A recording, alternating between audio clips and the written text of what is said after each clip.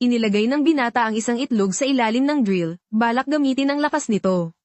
Para balatan ng buo ang itlog ngunit pinagtawanan siya ng senior fitter sa tabi, sinabing nagpapakitang gilas lang siya.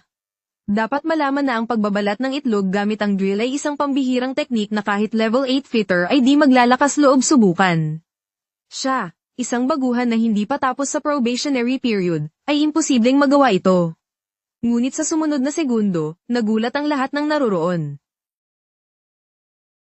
Hindi makapaniwala ang lahat na ang isang intern ay may ganito pambihirang kakayahan ang hindi nila alam. Ang binata ay ang pinakamataas na level 9 fitter sa kasalukuyan sa World Fitter Competition. Gamit ang sariling lakas, nakalikha siya ng zero tolerance mode hindi lang nanalo ng kampyonato.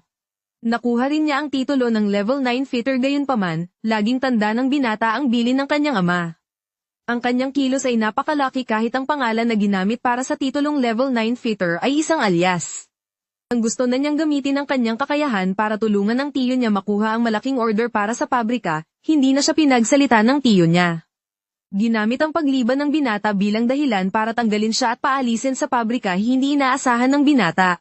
Na ang matalik na kaibigan ng kanyang ama ay itatapon siya matapos mapakinabangan agad siyang nagalit ng husto. Mabuti na lang, nakita siya ng anak na babae ng direktor ng Janshi Factory nang mapadaan ito nakita niyang kaitatanggal lang ng binata sa pabrika at walang mapupuntahan. Kaya dinala niya ang binata sa kanilang pabrika para maging isang apprentice.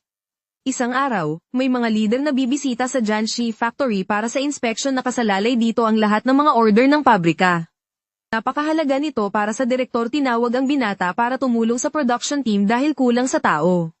Ngunit hindi ito nagustuhan ni Master Wang sa pabrika, sinabing isa lang siyang apprentice na nasa probationary period pa. Wala raw alam sa mga piyesa nakikitang malapit na ang oras ng usapan sa mga leader. Walang nagawa ang direktor kundi ipa-assist muna ang binata kay Master Wang.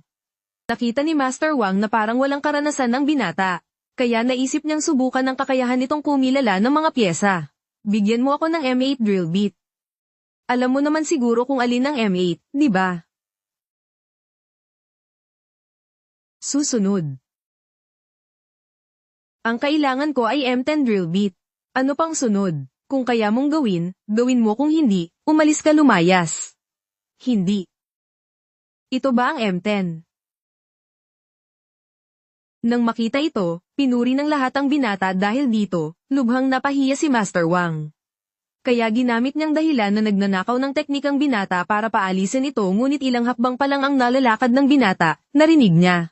Na masisira na ang makinang iyon ni Master Wang kaya mabait niya itong pinaalalahanan. Hindi, masisira